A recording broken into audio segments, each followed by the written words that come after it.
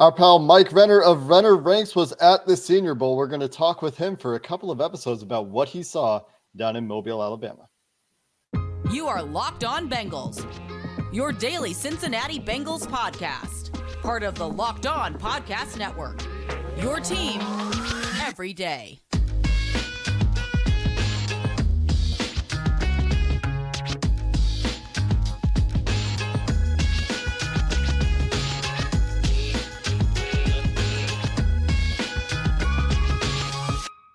Bengals fans, and welcome to another episode of the Locked On Bengals podcast. I'm Jake Lisco, along with James Rapien, joined today by resident Locked On draft expert Mike Renner. You can find his show Renner Ranks on YouTube or anywhere you get your podcasts. The same place you can find Locked On Bengals. And for all the everydayers out there, we appreciate those of you who already make these shows your everyday listens. Today's show brought to you by LinkedIn Jobs, who helps you find the candidates you want to talk to faster. You can post your job for free at linkedin.com/LockedOnNFL. And Mike, you were down at the Senior Bowl. We're going to pick your brain about that. We're going to start with, a little bit of an overview why the Senior Bowl matters. And we're going to start with skill players because we love skill players here on Locked On Bengals, and Cincinnati Bengals do too, obviously. See Jamar Chase v. Penei Sewell, 2022. One.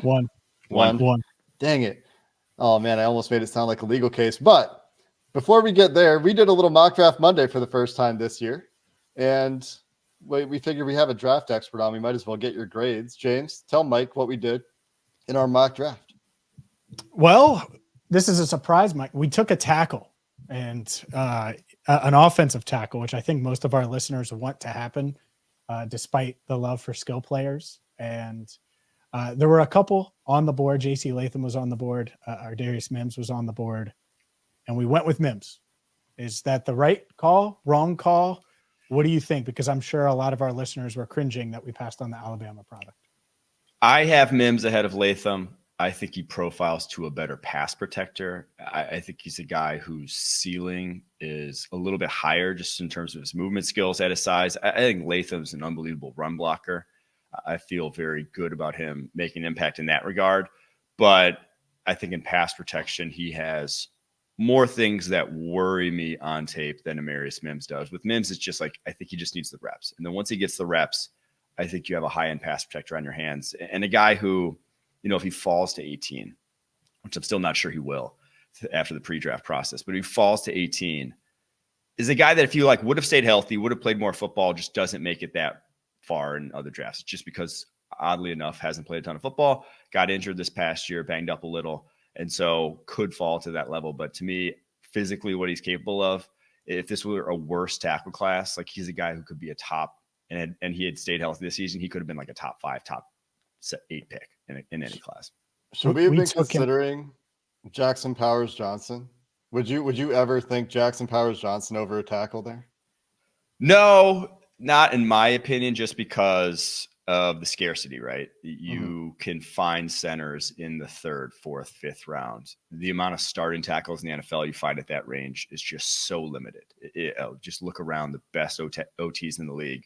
The vast majority of them are, not even just first rounders. They're like top 20 picks. It's easy to recognize the guys that succeed at those positions, and then they get paid a lot more because it's way more valuable to have that guy who's a shutdown pass protector on the outside than it is to have a guy who's the same on the interior. I probably feel better about Jackson Powers Johnson being a high-end center in the NFL than I do, Amarius Mims reaching his peak as a high-end tackle. But you got to take that swing at the tackle position if you're the Cincinnati Bengals with how much more valuable it is.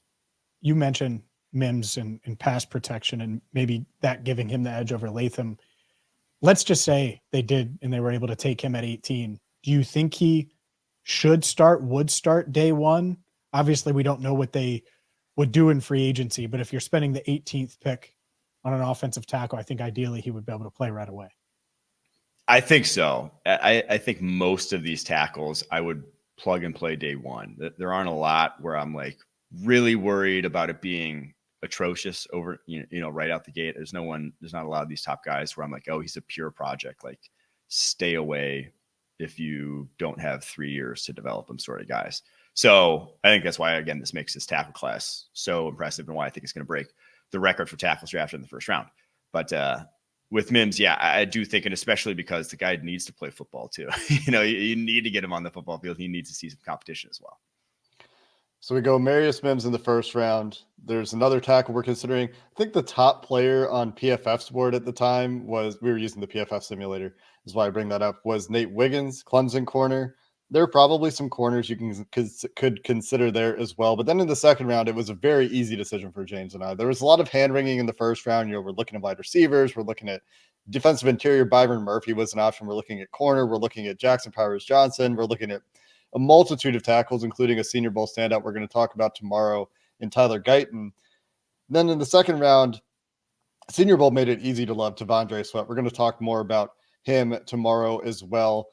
Is it feasible that he gets to the Bengals second round pick? That's 49 at this point in the process. I think so, because one, he is just a nose tackle, right? He's not versatile. If you're drafting some of these other guys in the class, in the DT class, they can play more snaps than he can. 350 whatever pounds that he is, he's going to be a 500 to 600 snap a year guy, right? You just can't expect that guy to stay healthy and effective at that weight, playing 70 to 80% of your snaps. So it's going to be limited role. That always kind of drops you down boards.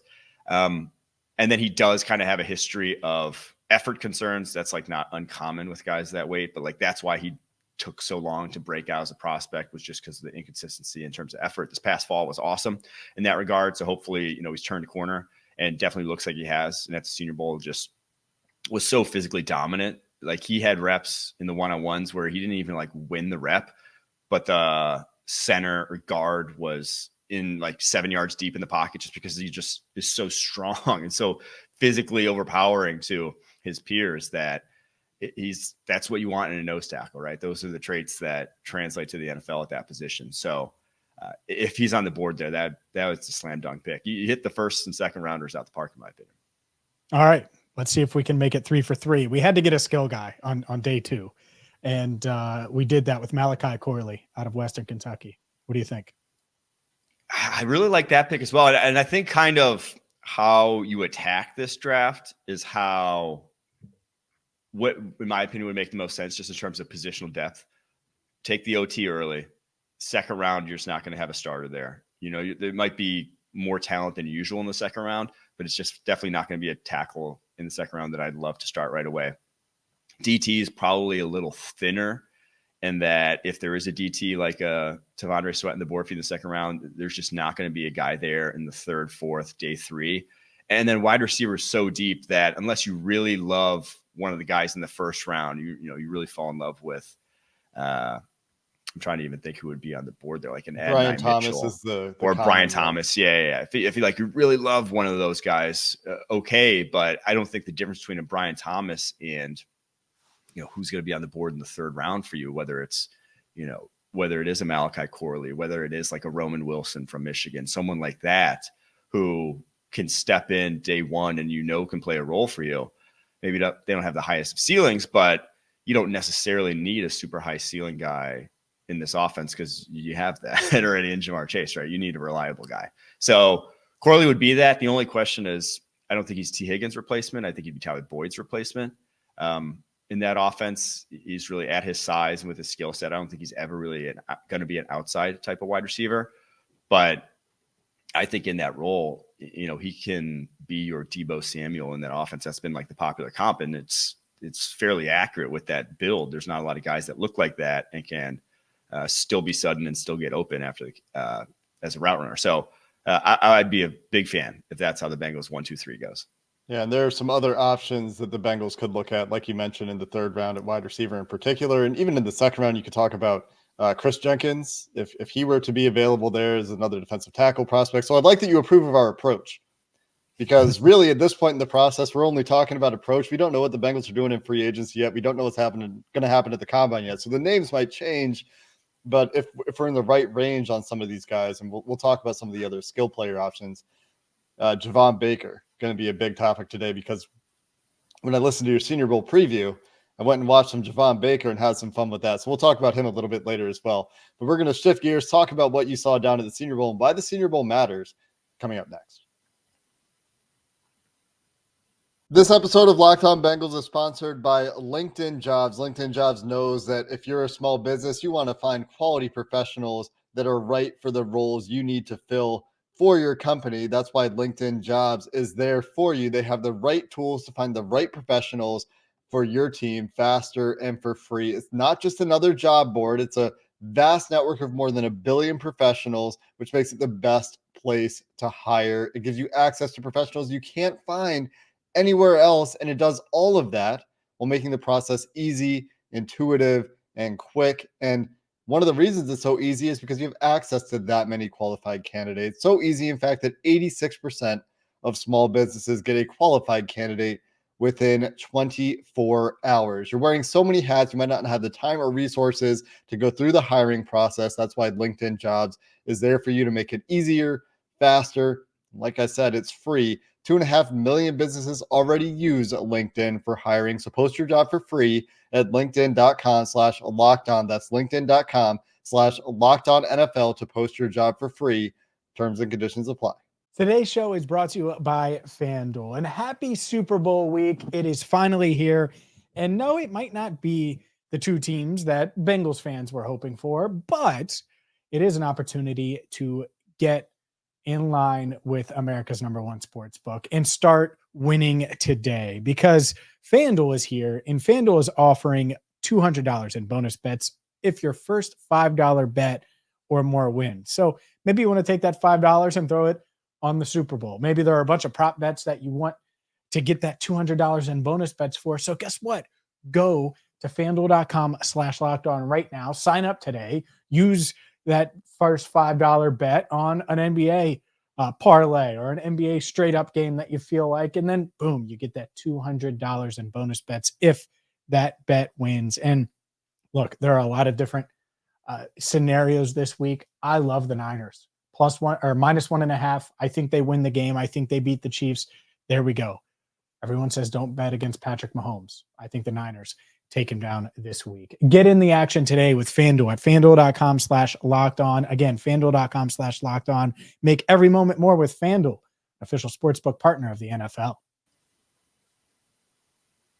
Mike, we talk a lot about the Senior Bowl, the Mobile, where the draft starts is the slogan. There are other all-star games. A lot of people pay attention at the Combine, but this has become a big event with underclassmen participating now. It's an opportunity for guys to face sometimes a higher level of competition, but are we making too much out of a few one-on-ones, or does the Senior Bowl matter? And if it does, why is it so important in the draft process from your own experience and people you've talked to in Mobile as well? I do think we can make too much out of it. You know, one rep in a one-on-one is, again, like I said, just one rep. And truthfully, throughout the week, you're getting the most reps you're getting in those one-on-ones is somewhere in the neighborhood of, over the course of 3 practices, like 20. And that's not everyone. Most guys are sort of in the teens. So it's about a game's worth of tape that you're truly getting. But it's a game's worth of tape against the best competition. Usually, you know, that's why it matters more for guys like Quinyon Mitchell out of Toledo, or guys, you know, in other conferences that aren't maybe the SEC. You aren't facing, so like Jackson Powers Johnson, we talked about earlier, the Oregon center. He wasn't facing nose tackles that are NFL caliber play strength, right? And here he was. And you're kind of getting to see, is he strong by college standards or is he strong by NFL standards? And like, it really is a great equalizer in terms of, if you're doing it against guys who are at the Senior Bowl, they will all be in the NFL next year. So feasibly, you can do it then against NFL players if you really stand out. And so to me, it's really more for the super high end or the super low end is really all the takeaways I have. There's a big mash of guys in the middle where, not to say it doesn't matter, but if you didn't really separate yourself on a positive or negative manner, it's just like, then you just go back to tape and what you saw on tape. And it's kind of, it doesn't mean you're not going to succeed in the NFL. It just means that, you know, maybe over 3 days of practice, you weren't at your absolute peak. So I do think, though, again, for the guys who played really well, like the Quinyon Mitchell, who I alluded to earlier, coming from a school like Toledo, where he's not facing anyone who's going to be in the league as a route runner with the kind of speed that they have. He wasn't playing press coverage there. So for him to get to do those two things and do them at a high level, you're like, oh, okay, his tape is real now. You could buy into what you saw there more so than if he came down to Mobile and he's getting cooked left and right. The fact that he, led the nation in PBUs over the last 2 years might not carry the same amount of weight. Mike, has there been a time, or do you recall a time where you got the most at the Senior Bowl, where someone shined and then they didn't end up being what you thought they would be at the next level? Oh, why am I blanking on his name right now? It was the Baylor wide receiver who came out a few years ago. Denzel Mims? Denzel Mims. There you go. To the Jets, second rounder. Got me too. And I remember after that Senior Bowl, it's being like, he probably committed about 5 OPIs in the course of 15 one-on-one reps. So I was like, this is a little fake, but his tape at Baylor ended up being what he was in the NFL. And it was a guy who just like really struggled to run the full route tree. So yeah, that was probably the biggest one. I do think though far more often than not, the Terry McLaurins of the world, the Deebo Samuels of the world, who go down there and it's like, oh wow, that looked different than everyone else, end up then continuing that in the NFL. Are there guys that actually help themselves at the Senior Bowl where you actually see maybe there's a day 3 grade and they get into the second round? Does that actually happen over those 3 days of practice? I don't know about day 3 grade, but I think you can get a full round, maybe possibly 2 rounds. Like it's not impossible to have that. I do think that I'm trying to think of like anyone this year. Like it's more, a lot of times it's like guys who maybe I'm higher on than other people, or maybe I have a grade where I'm like, I just need to see more. Like, I guess I'll say Lad McConkey this year from Georgia was a guy who I came in really high on. And I was like, okay, with the grade I have on him compared to the grade I have on everyone else here, he better look like he's a completely different dude than everyone else that's suitable in the one-on-ones. Like that's how you should look. So I have him as like just outside the top 30 on my board. And then he came there and like, if you watch him in the one-on-ones, just absolutely unguardable throughout the week of practice, besides like one time that he slipped. Like the guy runs routes in his sleep. So to go down there and do that, it's more like, okay, now I feel confident that I was maybe going out on a limb there. I'm trying to think of guys that this year, there's one guy that I came in with a day 3 grade on that I'm now rethinking from this year's Senior Bowl, and it's Texas's Christian Jones, the tackle. I was going to ask about him specifically, so it's great to hear you say that. Yeah, he's a guy who on tape, I was just like, well, one, I think he's a 6-year guy. I think he's on the older end and hadn't really played good football until like this past fall. And even then, Texas's offense, if you watch them, it's like RPOs, their tackles get really protected. They're not really on islands with their passing game there. And in the Senior Bowl, obviously in the one-on-ones, it's like, that's all it is. It's all island pass protection reps. And man, he was so solid in those one-on-ones, just so strongly built from, his entire frame. Guys couldn't push him around, couldn't work him back into the pocket. And so seeing that, I was like, okay, that was a week of practice that, not to say I didn't necessarily get to see on Texas, but I just not sure I bought into what he put on tape wholesale until I saw it at Senior Bowl. And now I would not be surprised whatsoever if he's a day 2 pick. 6-year offensive lineman. That's a factor. Sorry, James, go ahead. You mentioned Lad McConkey. Let's talk about him and some of these other skill players coming up next. Today's show is brought to you by DoorDash. DoorDash is perfect for you, me, Jake Lisco, and, well, everyone. Why? Because you can get the food that you want without having to lift a finger. Well, you have to lift one to download the DoorDash app and plug in your order from your favorite restaurants. And maybe it's a local place like City Bird, somewhere that I have delivered, and I use DoorDash to have delivered every single week. And that spicy chicken sandwich, it's worth it. Try it. Thank me later. But whether it's the big game this weekend and you don't want to leave at halftime, maybe you're really into that halftime show with Usher, which I get, that's my generation for sure. Well, DoorDash can help you with snacks, with your favorite food, whether it's pizza, wings, soda, burgers, anything in between.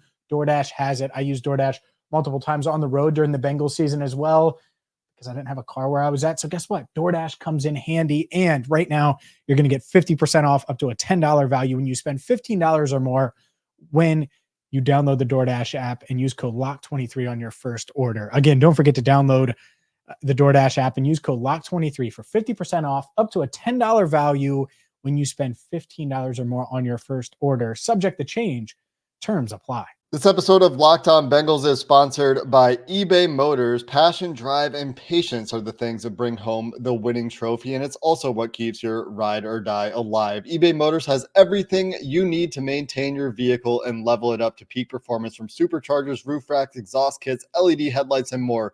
Whether you're into speed, power, style, practicality to keep your vehicle running, eBay Motors has you covered with over 122 million parts. For your number one ride or die, you'll always find exactly what you're looking for. And with eBay Guaranteed Fit, the part is guaranteed to fit your ride every time, or you'll get your money back. Because with eBay Motors, you're burning rubber, not cash. With all the parts you need at prices you want, it's easy to turn your car into the MVP and bring home that win. Keep your ride or die alive at ebaymotors.com. Eligible items only. Exclusions apply. eBay Guaranteed Fit, only available to U.S. customers. All right, Mike. Ladd McConkey. Could he be T. Higgins' replacement? Because I could totally see the scenario where the Bengals get, I don't know, the 35th pick in exchange for T. Higgins. And if Ladd is there, to me, that would make some sense. But would it make sense from a football standpoint? I think it would. I mean, that's what he did at Georgia. Now, the comps coming out of the week, they're all other white guys, is all I've heard everyone say. It's all slot receiver white guys. Cooper Kupp. And I'm watching him. I'm like, he's nowhere near, like, he's like 25 pounds lighter than Cooper Kupp. Like, they're not similar. To me, the guy he reminds me of the most, just from kind of like a how he moves perspective, is Antonio Brown.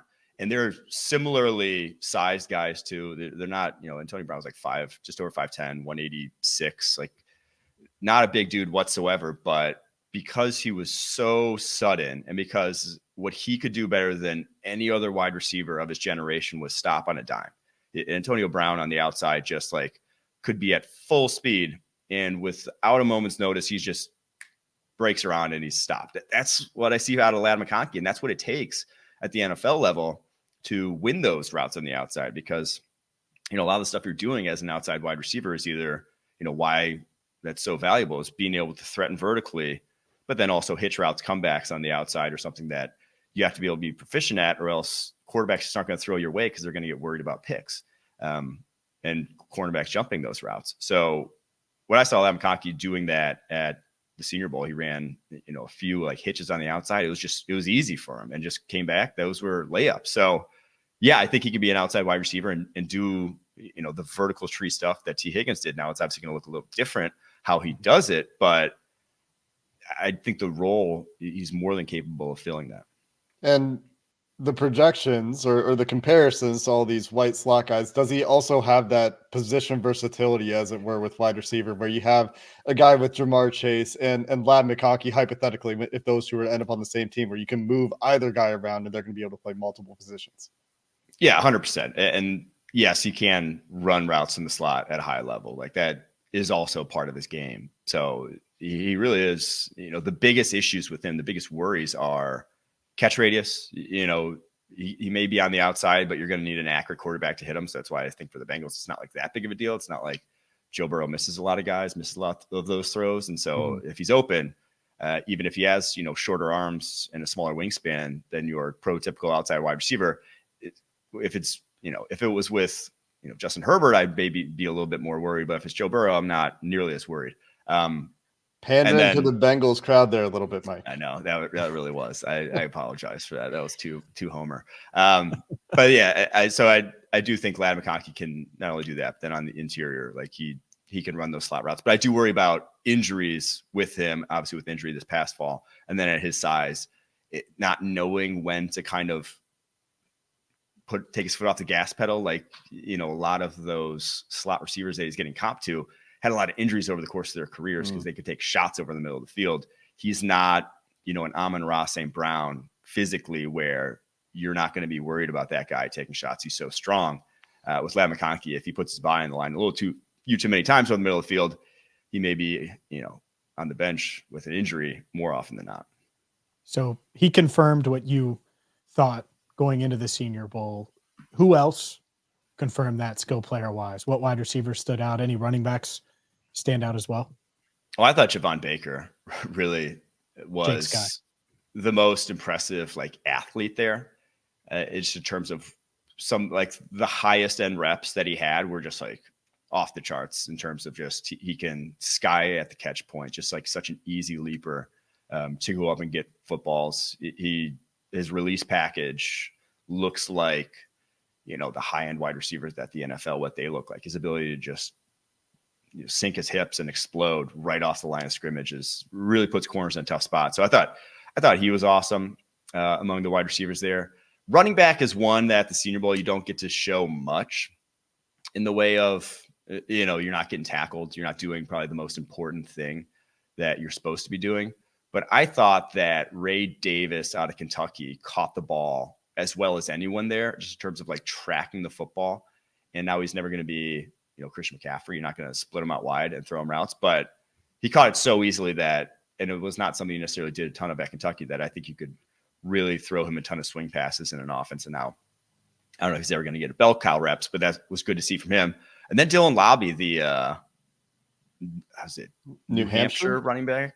I always want to say Delaware for some reason, but New Hampshire running back is honestly a guy I might even just move to wide receiver, because I don't think I wasn't super high on him coming in because his actual running back tape he's not particularly strong. If I were to run him between the tackles, it just would be an issue in my opinion. He's not going to churn out tough yardage, but he's just, the guy can get open. The guy has great hands. The guy can track the football. I would take a chance moving him out to wide out before, you know, making him, just because it's probably more valuable too, what he can do in the passing game. Could talk more about Javon Baker. Maybe another time we'll talk more about Javon Baker. That's a name that I did not know, like I said, until I saw your Senior Bowl preview. And then I went and watched. And I guess the one question I have there to follow up on him, speed has been the prevailing concern that I've read in scouting reports. And he talked in an interview. I saw him talking on the field with somebody down there about how he wanted to show off his speed a little bit. What were your takeaways? Did he show a little bit more speed down in Mobile than you saw on tape from him? I think it was day 2, maybe he was the fastest receiver there in terms of GPS numbers. And you get the cool thing about Senior Bowl is I think everyone can actually even go see. They have GPS verified, Zebra technology, whatever numbers on these guys to get mile per hour data, to get acceleration data. And he hit over 21 miles per hour on GPS. That's like at 208 pounds. That's cooking, man. So I never questioned his speed. I honestly loved his play speed. Maybe he might not run the fastest 40. I don't really mind too much. Like, that doesn't bother me, because when I watch him on the football field, guy can roll. So yeah, he obviously answered that if some people did have concerns. GPS numbers certainly matter more and more. They don't lie. We'll talk more with Mike for tomorrow's show. We're going to talk more about the trench battles that were going on down at the Senior Bowl, some of the more high-profile stuff that you can get in Mobile, Alabama. We'll get Mike's surprises and some of the other maybe under-the-radar guys we didn't get to today. That's coming up tomorrow on Locked On Bengals. Until then, thanks for listening to this episode of the Locked On Bengals podcast. Hoo day, and have a good one.